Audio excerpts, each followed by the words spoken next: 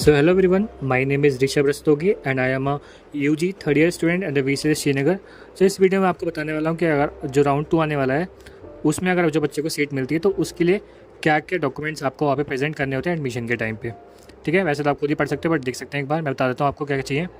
ठीक है, तो सबसे पहले आपको जो अलॉटमेंट लेटर मतलब जो आपको सीट मिली है उस कॉलेज में पर्टिकुलर सीट मिली है तो वो आपको अलॉटमेंट लेटर डाउनलोड करना है। ठीक है, और आपको इंस्ट्रक्शन आप देखना है कि मतलब ऐसा होता है कि ट्यूशन फीस हमको जमा करानी होती है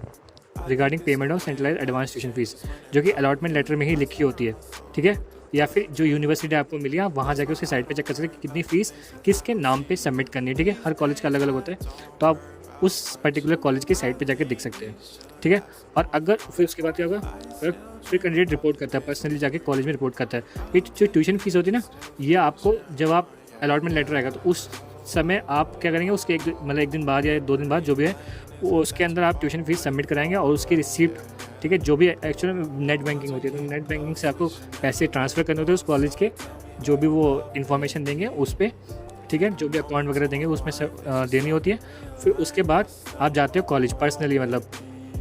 फिजिकली वहाँ प्रेजेंट होना होता है। ठीक है, उसके बाद जो डॉक्यूमेंट्स चाहिए होते हैं वो क्या क्या डॉक्यूमेंट्स चाहिए होते हैं, एक तो आपकी जो रिसिप्ट है वो अपने साथ लेके जाएंगे। ठीक है, वो तो याद रखना है कि आप रिसिप्ट ना भूलें, रिसिप्ट साथ लेके जाएंगे। फिर कॉपी ऑफ अलॉटमेंट लेटर, जो आपको अलॉटमेंट लेटर मिला वो, फिर आपको वही कि जो आपने ट्यूशन फीस भर दी है, हाई स्कूल का सर्टिफिकेट,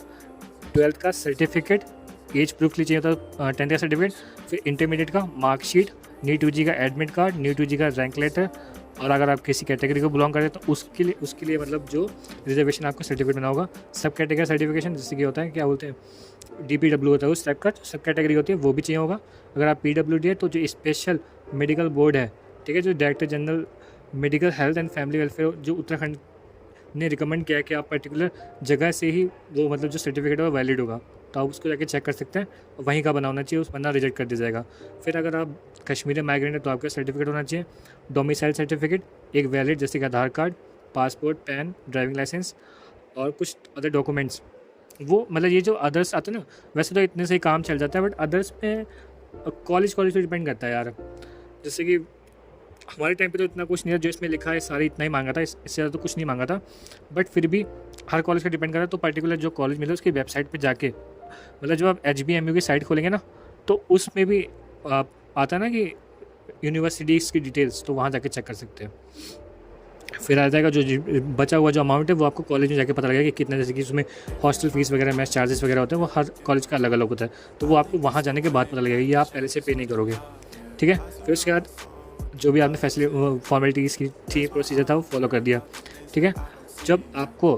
क्या बोलते हैं एडमिशन लेटर मिल जाए तभी आप कंफर्म माने कि आपको एडमिशन हो चुका है। ठीक है, स्पेसिफिक टाइम पीरियड में अगर आपको अलॉटमेंट लेटर जो आपको आया था उसके पर्टिकुलर टाइम पीरियड में आपने एडमिशन ले लिया और आपको एडमिशन लेटर मिल गया, तभी कंफर्म माने कि आपका एडमिशन हो चुका है। ठीक है, बस इतना था इसमें, और आप चाहें तो खुद ही डाउनलोड करके एक बार फिर से पढ़ सकते हैं, एक बार इसको स्क्रीनशॉट लेना चाहे स्क्रीनशॉट ले सकते हैं कि क्या क्या आपको डॉक्यूमेंट्स चाहिए। ठीक है, इंपॉर्टेंट है इसमें क्या बोलते हैं, ये ट्यूशन फीस सबमिट करके लेके जानी है, वहाँ जाके कैश वगैरह या फिर चेक वगैरह लेके नहीं जाना है।